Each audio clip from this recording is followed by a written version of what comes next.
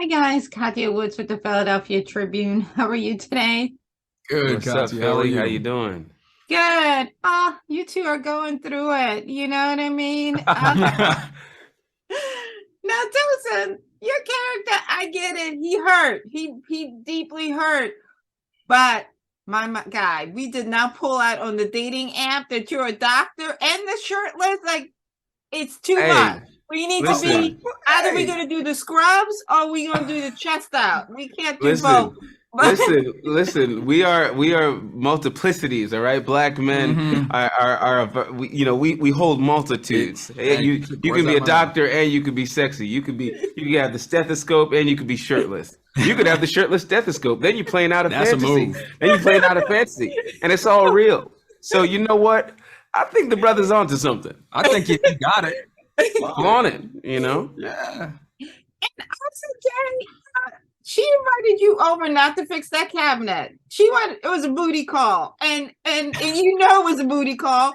Just I because knew. you're still married, it's still a booty call. And I kind of like that because normally it's guys doing that.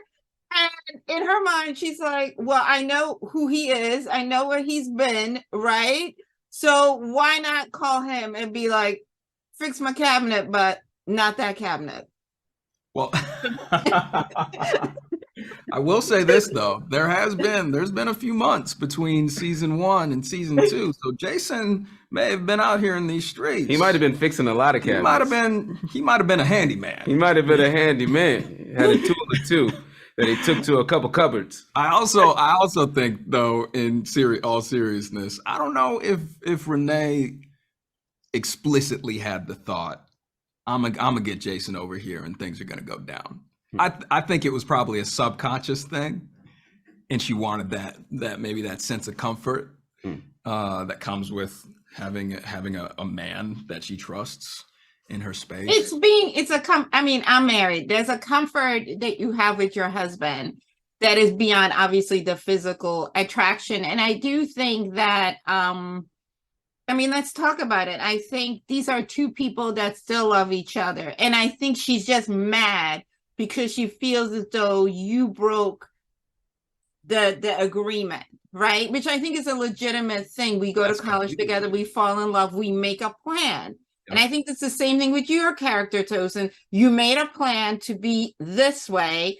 And along the side, again, traditionally it's the men that change the rules without telling the women. In this particular case, both of these women changed the rules and didn't trust their partners enough to say, hey, they fled instead of, because marriage is, you don't flee, you work through the messy stuff, that's not the part that, is in the bridal magazine, but that's what makes your marriage stronger. So talk about that part, Jay, because I think we don't talk enough about how we as women, because of the options that we have, career, money, we tend to be just as flighty as men in a lot of these situations. I think that's actually increasing now, right? Because there's a lot more independence. People are getting married later. They have financial freedom. So it's like, if we're going to be together, it really has to be a partnership. And I'm not going to be held down or held into a situation that I don't want to be in because of money stuff, because I make my own money. Mm-hmm. You make your own money too. So it's like, it really becomes about who are we together? Can we get through tough times together? Mm-hmm. And if there's like a real serious betrayal, I think it becomes just a little bit easier to say sayonara these days. 100%. I also think I will say this though, not to cut you off, but one thing I love that your character said is she was not taking accountability, but she was like, oh, I said I'm sorry. And I often say, especially now as I'm older, just because you say you're sorry doesn't mean I have to accept your apology. That's the part she was missing. Can you also add that on to your thoughts? Because I think what your character wanted is real accountability. Absolutely. And she was not getting that part.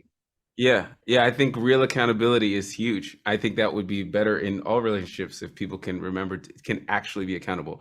And what accountability means is not just saying sorry. It's the truth, and then it's reconciliation. Like, what is your attempt at reconciliation? Are you trying to reconcile? Are Are you going to face it and correct it? And do you have a plan? And can you explain it?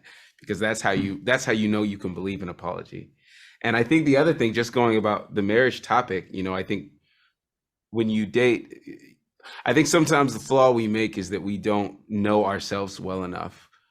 So when we try to date somebody, we don't know who we're bringing to the table. We don't know, we're trying to bond souls when we don't even know who all of us is. And we're just presenting a bunch of problems at the pile of someone's feet. And so I think we would do better if we knew ourselves better when we approach the situations. And then when you're married, that commitment is I'm committed to changing with you. I'm committed to staying with you while you change. But the changes won't be so drastic because you've already known who you were in the first place in the selection. So that's my theory. Change isn't always, sometimes change is messy. Sometimes growth is messy. It's true. Character building sucks. It's true. Like 100% of the time. If you go through something that builds your character, I bet it wasn't fun. It wasn't fun. And I think marriage is making the decision to do that together, knowing that it's gonna kind of suck sometimes. All right. Yeah, I mean, absolutely. Come through with a good word there. Yeah. I also think I love the fact that, again, we are showing women being messy, and not to say like, you know, we want to promote anything like this or there. What is the thing you want for your characters? Because I feel like they're both really good guys, and they're just kind of like in the matrix. And we need them to come out on the other side. Not in the bad matrix, but, you know, in that thing. Here's the thing. I love Jason. I want Jason to have everything that he's ever dreamed of. I don't know if that's just because Jason looks a lot like me. But I really, he's a good guy. He means well. He is imperfect, but he loves Renee. And he's also very passionate and very smart and very ambitious, and he wants to make this other thing happen too. I want all his dreams to come true. I don't think I ever realized it till now, but yeah, I do want Ola to get back with Whitney, and I do want him to get past his wall of holding cheating as such an unforgivable crime. I think I want that for him. I and do it's not too. just, I did too. Oh, I don't think he's not built for the streets. But listen, he's got the abs and the stethoscope. He's not built for the streets. Oh my God. Thank you so much. I appreciate you. Thank you. He's not built for the streets. He's not built for the streets. He's not. He wishes he was. He's not built for the streets. He's a neighborhood. Thank you.